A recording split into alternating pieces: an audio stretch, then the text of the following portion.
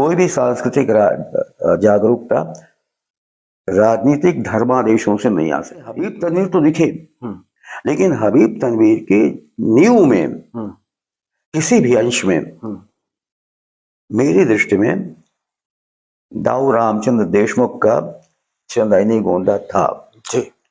और मैं इसको आज भी अपने यहाँ के अध्ययन की कमी मानता हूँ कि जब तक आप तुलनात्मक अध्ययन नहीं करेंगे वो एकांगी होगा जी। और एक फोटो भी मैंने चंद्रू के साथ ली थी जी जी जी। अब उसको अपने विश्वास में लेने के साथ उसके बाद साथ भी मैंने बीड़ी पी थी जी जी जी जी जी, जी, जी। तो लेकिन पत्रकारिता में कला के लिए भी जगह होनी चाहिए। कहीं रजिस्टर किया ही नहीं गया कि हीराकुंड बांध बनने की वजह से छत्तीसगढ़ के इन लोगों के जाति और वंशगत रोजगार से ये वंचित किए गए, इनका विस्थापन हुआ। कितने लोग थे ये जो अपने रोजगार से विस्थापित हो गए, कहीं उसका रजिस्टर नहीं किया गया, तो उनके पुनर्वास की भी कोई व्यवस्था नहीं हुई। और आज भी नहीं पता हमको कि उसके कारण कितने सारे मल्लाह या धीवर या केवट अपने पैतृक रोजगार से वंचित हुए, विस्थापित हुए। ये विस्थापन दर विस्थापन चलता रहा है। मेरे पास जगह नहीं थी। तो ये करीब करीब मेरी 50-60 वर्षों की साहित्य और पत्रकारिता की मिली जुली यात्रा के कुछ पड़ाव हैं जी सर। आपने इस बहुत लंबी यात्रा के दौरान जो बदलाव देखे, आप हम सब ये जानते हैं कि पत्रकारिता करते हुए आपने यहाँ की कला संस्कृति को भी राष्ट्रीय स्तर पे काफी प्रमोट किया है, काफी आपने कवरेज, जैसे चंदैनी गोंदा जैसे आयोजनों पे आपने राष्ट्रीय स्तर पे रिपोर्टिंग की है। तो सर थोड़ा बताएंगे कि उस समय का जो परिवेश है, आज का जो परिवेश है, उस समय कला और संस्कृति कि किन रूपों को आप लोग लेकर के जाना चाहते थे? बाद के दौर में बात की लोगों ने किस तरह, और आज जो है वो छत्तीसगढ़ की कला संस्कृति को किस तरह से दिल्ली से देखा जाता है, तो वो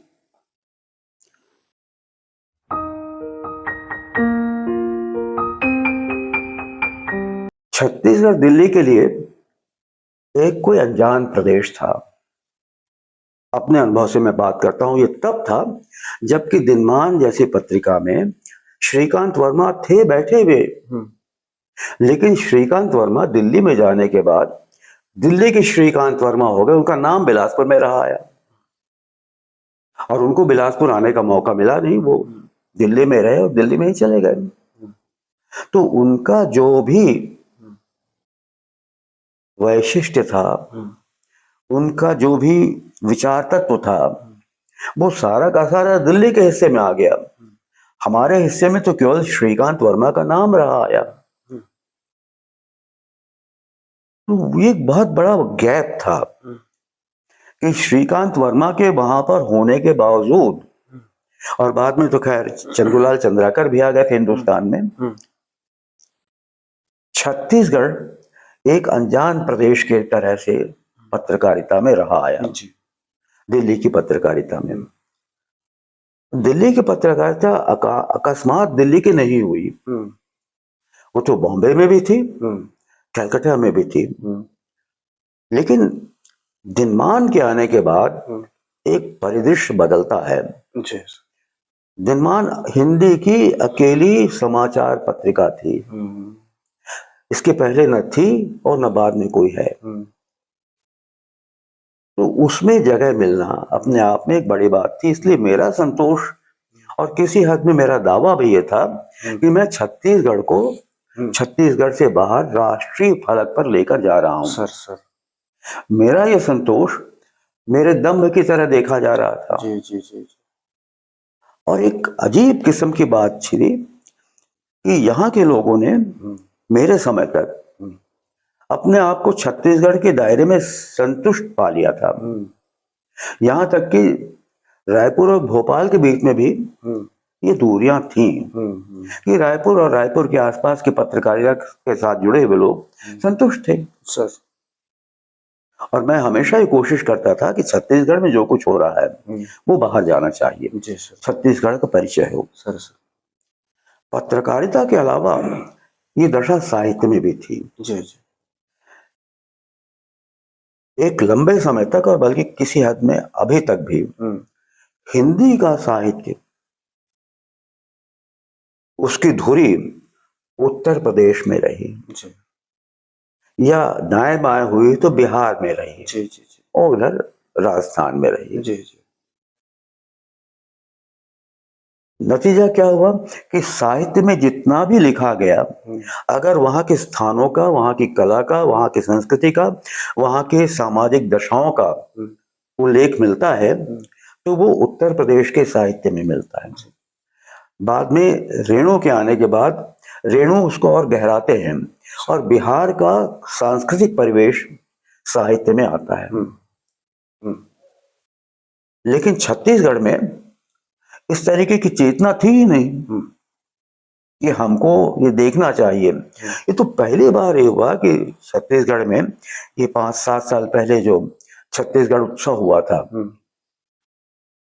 उसमें नरेश सक्सेना आए थे। जी जी जी जी। रायपुर नरेश सक्सेना का अगर याद होगा तो उन्होंने मंच से एक अद्भुत बात कही थी कि पहली बार वो जब राजनांदगांव आते हैं तो छत्तीसगढ़ को इस तरीके से बताते हैं और याद करते हैं कि मैं उस जगह जा रहा हूं जो मुक्तिबोध का स्थान था। जी जी जी।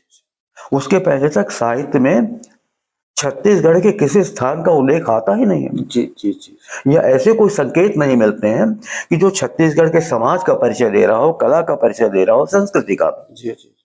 अगर मिलता है तो पदुमलाल पुन्नालाल बख्शी की कहानियों में मिलता है। जी जी। छत्तीसगढ़ अपने चारित्रिक गठन के साथ उसमें मिलता है। जी जी। उसमें भी जगह का नाम नहीं मिलता है, लेकिन जो कहानी में आता है, जी जी। मैं झलमला की बात कर रहा हूँ, वो बिल्कुल बताता है कि छत्तीसगढ़ का कोई गांव है ये।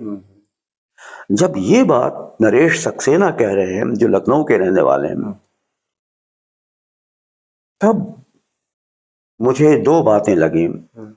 एक तो ये कि मैं ठीक दिशा में जा रहा हूं कि जो छत्तीसगढ़ को बाहर तक पहुंचाने की कोशिश कर रहा हूं, और दूसरा ये कि साहित्य में, रचना साहित्य में खास तौर पर आपके स्थान, आपकी स्थानिकता, उसकी स्थानीयता अपने सांस्कृतिक परिवेश के साथ आनी चाहिए, क्योंकि आज जो लिखा जा रहा है कल कितने समय बाद तक बना रहेगा आप नहीं जानते, लेकिन आपके बाद तक बना रहेगा। सर, अगर उत्तर प्रदेश का साहित्य जी हम प्रेमचंद की दृष्टि से देखते हैं और हम उस समाज को प्रेमचंद के समाज की तरह देखते हैं, या रेणु के बिहार को हम रेणु के कला के सांस्कृतिक दृष्टि से देखते हैं, छत्तीसगढ़ में भी ये होना चाहिए। जी जी। और तब पत्रकारिता और साहित्य के साथ साथ मुझे समझ में आया कि आप संस्कृति को, वहाँ की कला परंपराओं को ना साहित्य से अलग कर सकते हैं, ना पत्रकारिता से कम आप अपने लिए नहीं कर सकते। जी जी जी। और तब मैंने शायद कुछ अधिक गहराई से छत्तीसगढ़ को देखने और समझने की और उस पर लिखने की कोशिश की थी। जी जी। अब मैं कह सकता हूँ कि अपने समय में सीमित साधनों के भीतर छत्तीसगढ़ की बहुत अच्छी फील्ड रिपोर्टिंग मैंने की थी। जी जी जी। अब मैं एक तरीके से खाना बदोश किस्म का आदमी हूँ। जी सर सर। वो बाद में कभी जब बात करेंगे तो कब कहाँ रहा, कैसे रहा, किसी एक जगह तो टिक कर रहा नहीं। तो मैंने अपनी चीजों को सहेजा, समेटा नहीं। जी जी। तो आज मेरे पास मेरा अपना लिखा हुआ जी जी शायद मुश्किल से मिलेगा। अभी कुछ समय पहले गुरु अटल बिहारी वाजपेयी विश्वविद्यालय में एक शोध कार्य के लिए विषय दिया गया, सतीश जायसवाल के साहित्य का सांस्कृतिक अनुशीलन। वो पहला काम हुआ मेरे ऊपर। जी सर सर। तो मेरे पास वो साहित्य उपलब्ध ही नहीं था जो मैं उस रिसर्च स्कॉलर को दे सकूं। Sir sir. तो कभी यहाँ से ढूंढा, कभी वहां से ढूंढा, और हद तो ये है कि जो मेरी पहली कहानी का संकलन आया राजकमल से आया था 1982 में, उसका शीर्षक था जाने किस बंदरगाह पर। जी जी। उसकी प्रति एक भी नहीं मेरे पास, और इस रिसर्च स्कॉलर को जरूरत थी। तब मैंने उत्तराखंड के अपने एक मित्र से कहा, डॉक्टर सिद्धेश्वर, बहुत बड़े साहित्यकार हैं, कि मेरे पास मेरी एक भी कहानियों का संकलन नहीं है ये वाला। तो उन्होंने उसकी जिराक्स कराकर मुझे दिया। जी जी। और तब ये उस पर शामिल हुआ। Sir sir. तो अब मैंने अपने समय में क्या किया, बहुत कम उपलब्ध है। जी जी। रायपुर में एक बहुत अच्छे पत्रकार है, परिचय होगा तुम्हारा, सर। आलोक प्रकाश पुतुल जी, बहुत अच्छे। जी वो चीजों को समेटना जी, सहेजना और पत्रकारिता में जी। सही जगह इस्तेमाल करना जी बहुत जी अच्छे से जानते हैं। जी जी जी आज बस्तर के जिस चेंदुरों के बारे में जी जी बहुत कुछ कहा जा रहा है, लिखा जा रहा है, जी जी। मैंने अपने समय में उस चेंदुर का उसके गांव गढ़बेंगाल में जाकर इंटरव्यू किया था जी। और वो दिनमान में छपा था। वो मेरे अच्छा। पास नहीं है, ओ हो। लेकिन आलोक को याद था। जी जी जी जी जी और एक फोटो भी मैंने चेंदुर के साथ ली थी। जी जी जी जी अब उसको अपने विश्वास में लेने के साथ उसके बाद साथ भी मैंने बीड़ी पी थी। जी जी जी जी जी जी जी। तो अपने अब जाकर पत्रकारिता में ये सचेतनता आ रही है, जी जी जी जी। कॉन्शियसनेस आ रहा है सर सर। कि समेटना भी चाहिए आपको, जी क्योंकि आपका लिखा हुआ जी जी। कल एक दस्तावेज बन रहा है। बिल्कुल सर, बिल्कुल। बड़े बड़े पत्रकारिता में बहुत बड़े बड़े सम्मान और पुरस्कार हैं, लेकिन आज भी the statesman rural reporting award का एक अपना मान है। वो मुझे 2 बार मिला। वो जो रिपोर्ट छत्तीसगढ़ पर केंद्रित थी, उसकी ओरिजिनल मेरे पास नहीं है। शायद जी छत्तीसगढ़ के संदर्भ में मैंने उसकी शुरुआत की थी। Sir sir. महानदी के किनारे किनारे, महानदी तो उड़ीसा और छत्तीसगढ़ के साझे में बहती है। हाँ। अचानक मैंने कुछ दीवारों पर देखा लोक चित्रांकन, जी। कुछ अलग लगा। तो ढूंढना शुरू किया कि क्या अलग लगा। समझ में आया कि उन लोक चित्रांकनों में ओडिया लोक कला चित्रांकन की छाया मिल रही है। जी जी। और तब मैंने महानदी के किनारे किनारे जी देखना ढूंढना शुरू किया जी जी। और खंगालना भी शुरू किया कि इससे संबंधित कहीं कुछ लिखा हुआ मिलता है क्या। जी जी किसी ने ध्यान ही नहीं दिया था, लिखा कहाँ गया होगा। जी जी जी। तो जो कुछ भी फील्ड रिपोर्टिंग मैं कर सकता था, ये अवार्ड उस पर आधारित था। Sir sir sir. और मैंने कहा कि विस्थापन तो मेरा विषय था ही, मेरे भीतर था, इसलिए जी जी जी। किसी लोक कला से, किसी भी फोक पेंटिंग के जरिए आप 2 काम करते हैं। एक तो उसके कला तत्व को देखते हैं, दूसरे उसके लोक तत्व को भी देखते हैं। दोनों एक दूसरे के ऊपर आश्रित हैं। जी जी। तो एक और भी बड़ी बात मालूम होती है इससे। जब मैंने उसको अध्ययन की दृष्टि से देखा, तो महानदी पर हीराकुंड बांध बनने के पहले बहुत लंबे समय तक ये महानदी के जरिए पुरी की तीर्थ यात्रा का रास्ता खुला हुआ था, जो कटक तक जाता था। जी जी। और कटक से तो समुद्र का शुरू हो जाता है, बड़ी नावें चलती थी, तो कटक तक तीर्थ यात्राएं किया करते थे। हमारे यहाँ से चावल उनके यहाँ जाता था, उनके यहाँ से रेशम हमारे यहाँ आता था। ये व्यापारिक आदान प्रदान भी था सर। तो अगर ये नावें चल रही हैं, उधर से आ रही हैं, इधर से जा रही हैं, तो माल का लदान भी तो कहीं होता होगा। बिल्कुल। तो वो कौन सी जगह होगी। तो देखो चित्रों के सहारे क्या हो रहा है कि नदी के पत्तन मेरी दृष्टि में आ रहे हैं। वाह वाह, क्या बात। और उससे भी जो बड़ी बात पता लग रही है कि जो नदी नौकायन के लिए उपलब्ध थी, हीराकुंड बांध बनने के बाद वो नदी खंडित हो गई। उस नदी का खंडित होना छत्तीसगढ़ के इस तरफ के उस जातियों के रोजगार विस्थापन का भी कारण बना। केवट या मल्लाह या धीवर, बहुत से जो कहते हैं, जो नाव चलाकर तीर्थयात्रियों के जरिए काफी अच्छी आमदनी करते थे और समृद्ध ग्रामीण लोग थे। वो रोजगार उनका बंद हो गया, जो कि उनका पैतृक रोजगार था। तब तक ये विस्थापन की धारणा पत्रकारिता में नहीं आई थी। एनजीओ सेक्टर तब तक नहीं निकल कर आए थे।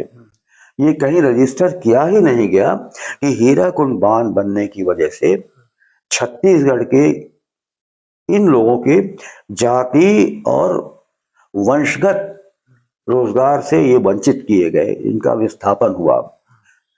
कितने लोग थे ये जो अपने रोजगार से विस्थापित हो गए, कहीं उसका रजिस्टर नहीं किया गया, तो उनके पुनर्वास की भी कोई व्यवस्था नहीं हुई। और आज भी नहीं पता हमको कि उसके कारण कितने सारे मल्लाह या धीवर या केवट अपने पैतृक रोजगार से वंचित हुए, विस्थापित हुए। और अगर विस्थापित हुए तो आज भी उनके पुनर्वास के बारे में कुछ सोचा गया, वो किस रोजगार में लगे हैं नहीं देखा गया। ये लोक कला परंपरा का लोक व्यापी अंश था।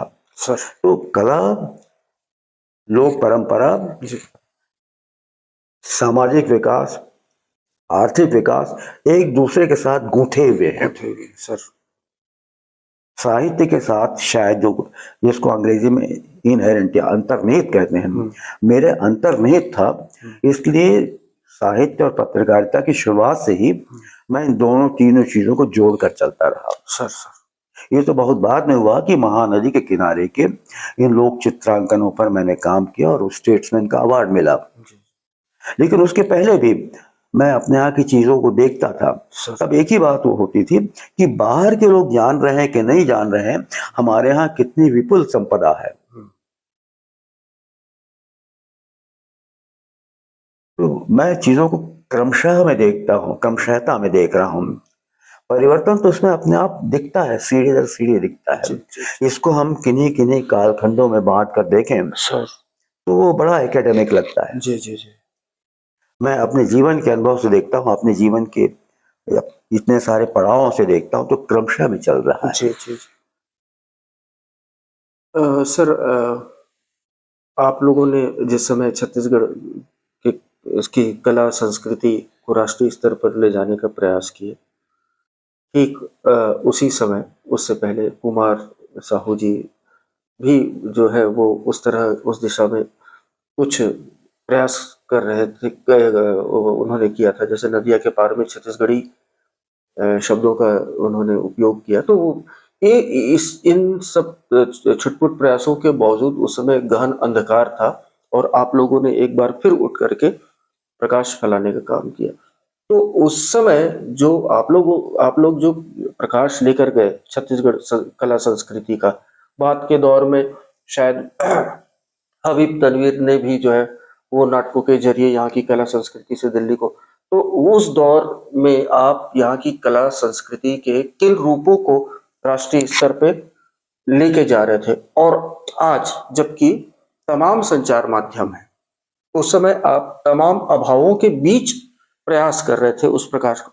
आज तमाम संचार साधनों की उपस्थिति में किस तरह का रूप जो है वो राष्ट्रीय स्तर पे किस तरह की छवि बन रही है? तो क्या आप संतुष्ट हैं? मेरा संतुष्ट होना पर्याप्त नहीं है, क्योंकि मैं अकेला नहीं हूँ जी जो मैं लेकर जा रहा हूँ जी। और अभी तुमने कहा जी, हबीब तनवीर का भी नाम लिया जी। और मैं भी वहीं आसपास आना चाहता था। जी। लोक कला, लोक मंच में अकस्मात एक बहुत बड़ी घटना होती है।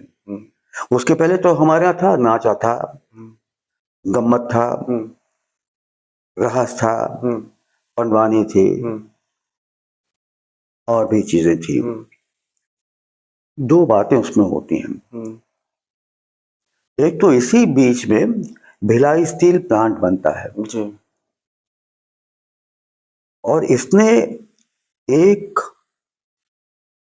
तरह से द्वीप की संरचना की, जो सांस्कृतिक द्वीप बना, हम्म, कि भिलाई स्टील प्लांट की वजह से। और उस समय शुरुआती समय में स्टील प्लांट के पब्लिक रिलेशन में काफी बड़े बड़े नाम थे। हम्म, अशोक अशोक अशोक अशोक मिश्र थे, अशोक पांडे थे, हम्म, बाद में दानेश्वर शर्मा वगैरह आए। हम्म, तो दुर्ग और दुर्ग के आसपास, हम्म, बहुत हुआ तो राजनांद गांव के आसपास के लोक तत्वों को बहुत अच्छे से समेट कर एक प्लेटफॉर्म अवेलेबल कराया हम्म, भिलाई स्टील प्लांट की वजह से। अच्छा, और उसकी वजह से क्या हुआ कि आसपास के जो ग्रामांचल थे, वहां के साहित्यकार भी हम्म, नौकरियों के सिलसिले में, जिस भी सिलसिले में, इकट्ठा हो जाते हैं हम्म, भिलाई में। हम्म, और तब भिलाई में वो सारी कलात्मक, सांस्कृतिक और साहित्यिक गतिविधियां होने लग जाती हैं। नेहरू आर्ट गैलरी तो हम लोगों के लिए सपना थी। सर, वो गतिविधियां जो वहां हो रही थी, रायपुर में भी नहीं हो पा रही थी। जी, जी, जी, जी, उसी समय में अकस्मात ये सारी लोक कला परंपराओं की धाराएं थी हमारे पास, हम्म, लेकिन एक ऐसा संगठित मंच हमारे पास नहीं था जिसकी व्यापक पहुंच हो। हम्म, छोटे छोटे समूह तो बने, क्योंकि इससे भिलाई स्टील प्लांट से उनको आर्थिक सहायता मिल रही थी, हम्म, लेकिन उस छोटे छोटे समूह होते थे। हम्म, व्यापक कोई बहुत बड़ा मंच बन रहा हो, ऐसा नहीं था। तब दुर्ग के बघेरा में हम्म, दाऊ रामचंद्र देशमुख हम्म, का चंदैनी गोंदा आता है निकल कर। जी, थोड़े समय ही रहा, हम्म, लेकिन उस बहुत थोड़े समय में उन्होंने छत्तीसगढ़ की सांस्कृतिक परंपराओं के साथ विषाद और शोषण को जोड़कर हम्म, उस मंच पर प्रस्तुत करने की कोशिश की। दाऊ जी के पास कोई मंच का बहुत विधिवत अध्ययन तो था नहीं, जो लोकमंच जैसा बनता है, लेकिन बहुत बड़ा, हम्म, और वो बहुत बड़ी भीड़ आकर्षित करता था। हम्म,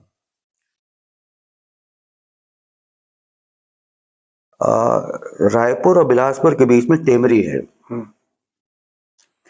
इस चंदैनी गोंदा का एक बहुत बड़ा शो हम्म, चंदैनी गोंदा में हुआ था, टेमरी में, सर, और मैंने उसकी रिपोर्टिंग साप्ताहिक हिंदुस्तान के लिए की थी। ओके, ओके, जी, जी, जी, मैं हैरान रहा हम्म, कि अकेला ही मैं हूं जो टेमरी में दाऊ रामचंद्र देशमुख के इस चंदैनी गोंदा को देख रहा हूं और रिपोर्ट कर रहा हूं, और वो बाहर छप रहा है। हम्म, तो मुझे अपनी विपन्नता का अनुभव हुआ कि मैं किस विपन्न जगह पे रह रहा हूं। एक, ये मेरा निजी अनुभव था, इस पर कोई कटाक्ष नहीं। और दूसरा, हबीब तनवीर ने बहुत बड़ा काम किया छत्तीसगढ़ के लिए, हम्म, कि छत्तीसगढ़ की हम्म, लोक कला परंपरा हम्म, और लोक कलाकारों को एक वो मंच दिया हम्म, जो छत्तीसगढ़ के बाहर भी गया। हम्म, बाद में तो खैर अध्ययन हुआ।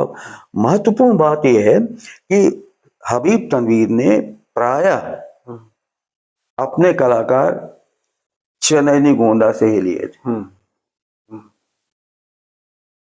और संभवतः इसका कथा तत्व भी, हम्म, चंदैनी गोंदा का कथा तत्व भी कहीं उनको प्रभावित कर रहा होगा, हम्म, और उन्होंने छत्तीसगढ़ को हम्म, अपना केंद्र बनाया कि उसको लेकर जाना है दुनिया में। लेकिन बाद में जो अपेक्षित था, जो नहीं हो पाया, हम्म, कि अगर चंदैनी गोंदा के कलाकार हबीब तनवीर के पास जा रहे हैं, उनसे प्रशिक्षित हो रहे हैं, और दुनिया जहान में अपना नाम कमा रहे हैं, छत्तीसगढ़ उनके साथ साथ जा रहा है, तो ये इकहरे में देखना इसको कितना उचित होगा। केवल हबीब तनवीर को ही देखा गया बाद में एकेडमिक्स में, और जितना कुछ भी हमारे यहाँ साहित्य और पत्रकारिता में भी हाईलाइट किया गया, हबीब तनवीर को किया गया, क्योंकि हबीब तनवीर थे, राज्यसभा के सदस्य थे। इंग्लैंड में उन्होंने मंच का विशेष प्रशिक्षण लिया था, उनका अपना नया थिएटर ग्रुप था, और सारा का सारा उनका दिल्ली केंद्रित या भोपाल केंद्रित दृष्टिकोण था। उनके चाहने और जानने और मानने वाले सारे लोग वहां पर वो थे जिनके पास मीडिया के सारे तंत्र थे। इसलिए हबीब तनवीर तो दिखे, लेकिन हबीब तनवीर की नींव में किसी भी अंश में मेरी दृष्टि में दाऊ रामचंद्र देशमुख का चंदैनी गोंदा था जी। और मैं इसको आज भी अपने यहाँ के अध्ययन की कमी मानता हूं कि जब तक आप तुलनात्मक अध्ययन नहीं करेंगे वो एकांगी होगा जी जी जी। और इसलिए मैंने बारंबार आग्रह किया कि यदि आप हबीब तनवीर पर काम कर रहे हैं तो दाऊ रामचंद्र देशमुख के चंदैनी गोंदा के बरक्स भी आपको उनको देखना चाहिए। अब ये बात मेरी पसंद नहीं आती है, क्योंकि बाद में ये हुआ कि हबीब तनवीर मतलब प्रगतिशील लोग, वामपंथी। अब इसमें दाऊ रामचंद्र देशमुख दक्षिणपंथी कैसे हो गए या वामपंथियों के लिए अग्राह्य कैसे हो गए, ये मैं नहीं जानता। और मैं ये भी नहीं जानता कि दाऊ रामचंद्र देशमुख वामपंथी थे या दक्षिणपंथी थे। लेकिन मैं अभी भी ये मानता हूं कि बहुत थोड़े से समय के लिए होने के बावजूद, कुछ गिने चुने मंच करने के बावजूद, चंदैनी गोंदा को छत्तीसगढ़ के लोक कला मंच के लिहाज से वो जगह अध्ययन में नहीं मिल पाई जो मिलना चाहिए थी। और आज भी अगर आप छत्तीसगढ़ की लोक कला का अध्ययन करते हैं और चंदैनी गोंदा नहीं आती तो मेरी समझ में वो अधूरा अध्ययन है सर, जो कि नहीं हो पा रहा है जी सर। ये सवाल ये भी था कि आज राष्ट्रीय परिदृश्य में जो छवि है छत्तीसगढ़ की संस्कृति को लेकर के, वो क्या आप उस छवि से संतुष्ट हैं? वो किस तरह की छवि आप देखते हैं? इसको इस तरीके से देखने के बदले मैं अब ये देखूंगा कि हम राष्ट्रीय स्तर पर पहुंच क्यों नहीं पाए थे जी। उसकी एक वजह ये थी कि हम अपने प्रति ही कॉन्शियस नहीं थे जी। हम समझ ही नहीं पा रहे थे कि हमारे पास क्या है जी।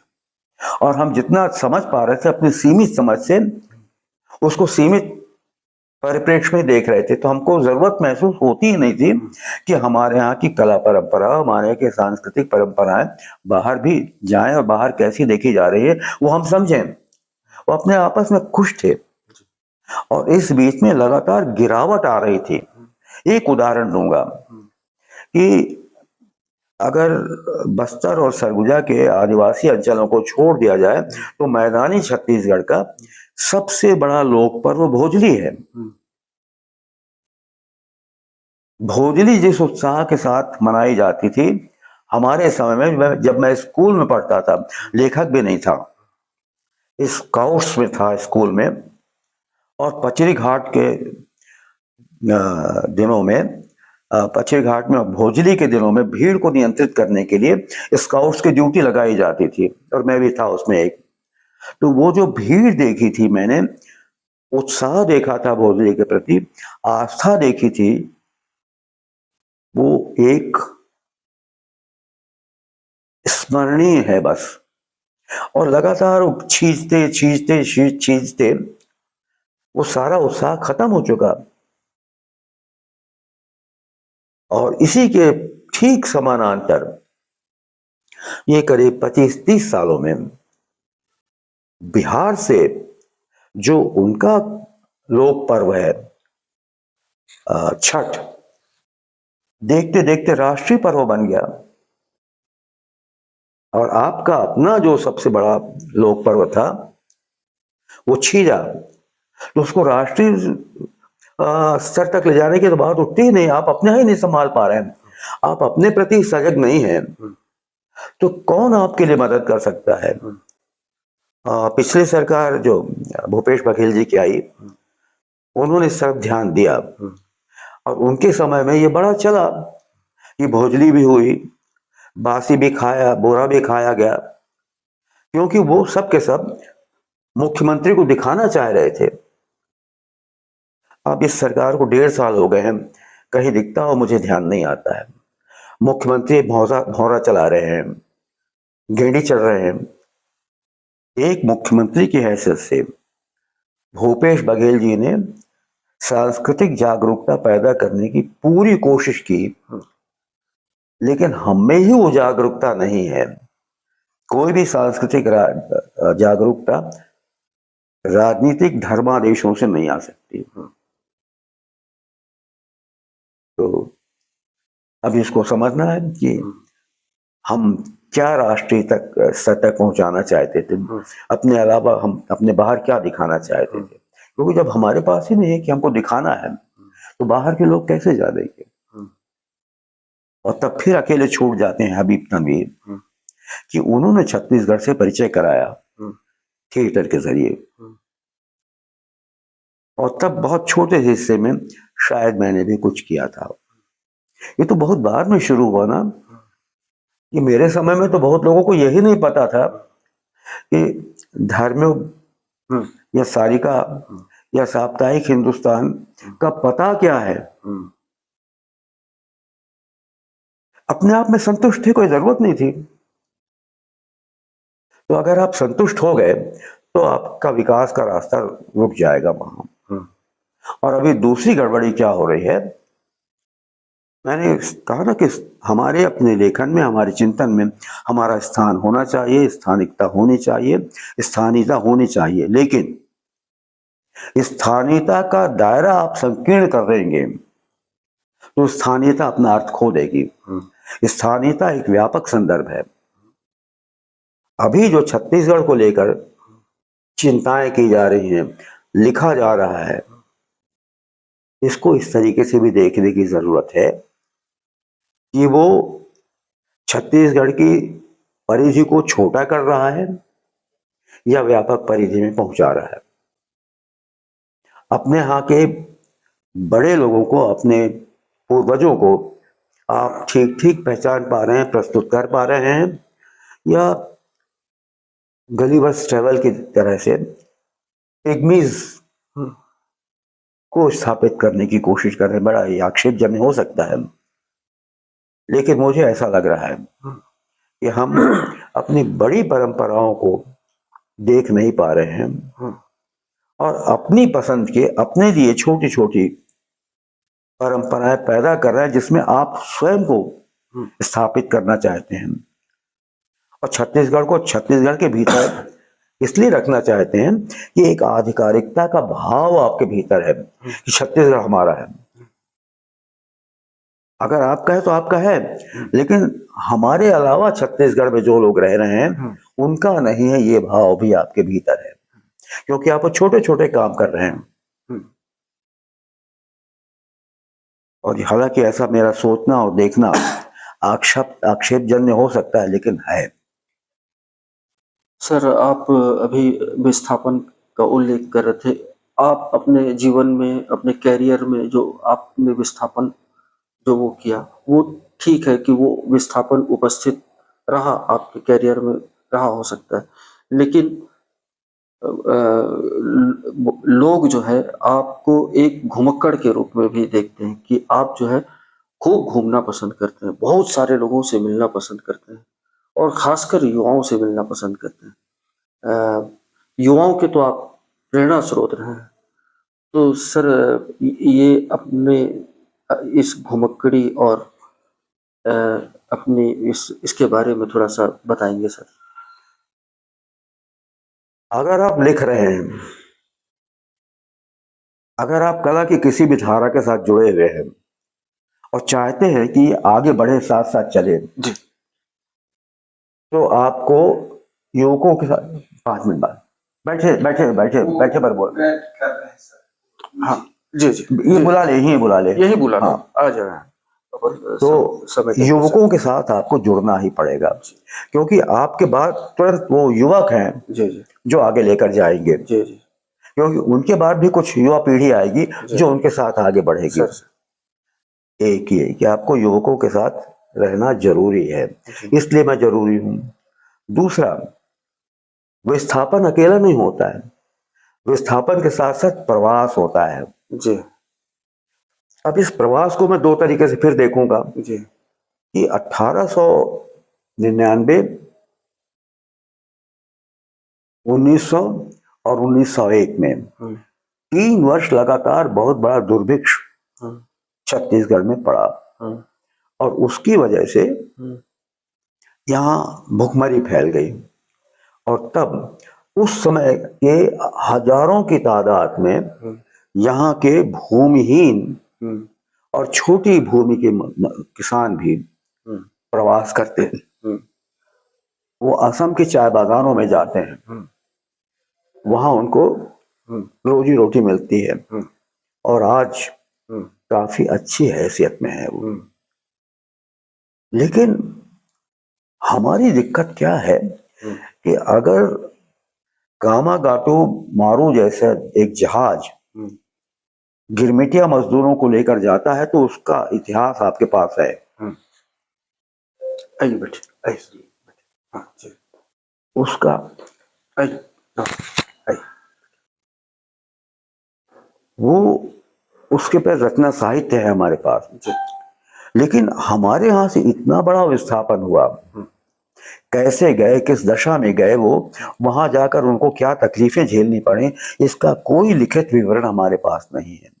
ये तो बार बार चूंकि मैं लिखता रहा हूँ असम के मजदूरों के बारे में, तो ये पिछले 5-7 सालों में उधर ध्यान गया है, जी और वो सरकारों की तरफ से भेजे गए लोग जी जी कि असम में जाइए, उन लोगों से मिलकर आइए। जी जी तो एक प्रवास तो वो हुआ। हम्म अब मैं अपने घुमावकड़ी पर वापस आऊं जी जी कि विस्थापन और प्रवास दोनों अपने साथ जुड़े हुए हैं, जी सर और ये अर्थशास्त्र की भी मान्यता है और समाजशास्त्र की भी मान्यता है जी जी कि प्रवास जी जी हमेशा विकास के रास्ते खोलता है। सर ये जो प्रवासी मजदूर यहाँ से गए, सर उन्होंने विकास किया। जी जी अब मेरा प्रवास कैसे रहा?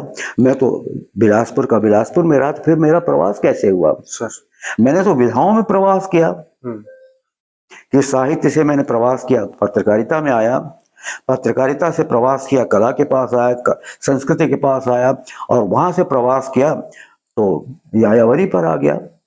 और सारी चीजें साथ साथ चल रही हैं एक, और इसके समानांतर अकेले में बिलासपुर में नहीं रहा। बिलासपुर में रहा तो मैं इलाहाबाद में भी रहा, हम्म इलाहाबाद में रहा तो मैं दिल्ली में भी रहा, हम्म पत्रकारिता में आया तो ग्वालियर में रहा, भोपाल में रहा, छत्तीसगढ़ राज्य बना तो पद्मलाल पुन्नालाल बख्शी सृजन पीठ का अध्यक्ष बना, भिलाई में रहा। हम्म तो मेरा एक प्रवास दर प्रवास चलता रहा, हम्म और इसने मुझे विकास के कितने अवसर दिए, हम्म मैं कितना विकास कर पाया, हम्म इस पर मैं नहीं बोलूंगा। जी जी जो जानते हैं, जी देखते हैं, सर और वो जैसा देखना और बोलना चाहेंगे वैसा ही बोलेंगे। जी जी जी तो सर आज आप जो काफी समय हमको दिया, काफी महत्वपूर्ण लोग आपकी अपन हाँ ब्रेक ले लें या यहाँ खत्म कर लें? यहाँ पहली किस्त अभी तो यही खत्म करते हैं सर, ठीक है, और आगे की बहुत सारी किस्तें यदा कदा चैनल पे हमको जब करनी है, चाहोगे।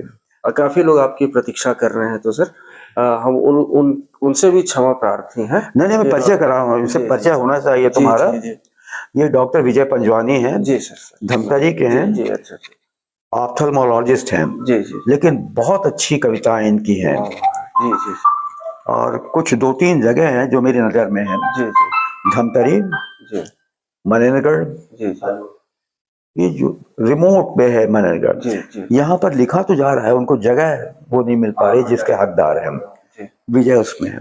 जी सर तो अभी इनकी नई किताब आने वाली है, उसके संदर्भ में मुझसे बात जी करेंगे। जी जी जी तो तुम दोनों का परिचय भी करा दिया सर मैंने, सर और इनकी किताब जब आती है तो तुम धमतरी जरूर आना। जरूर सर जरूर, धमतरी में तो मैं रहा हूँ। मैं बता रहा हूँ आपको फिलहाल। केवल कृष्ण जी जी जी जी। तो सर, आज आपने हमको बहुत महत्वपूर्ण समय दिया अपना, इसके लिए हम बहुत बहुत आभारी हैं आपके। तो दोस्तों, आज की यह मुलाकात, यह चर्चा आप लोग को पसंद आई होगी। मिलते हैं फिर अगले मोड़ पे, तब तक के लिए जरूर मिलते हैं।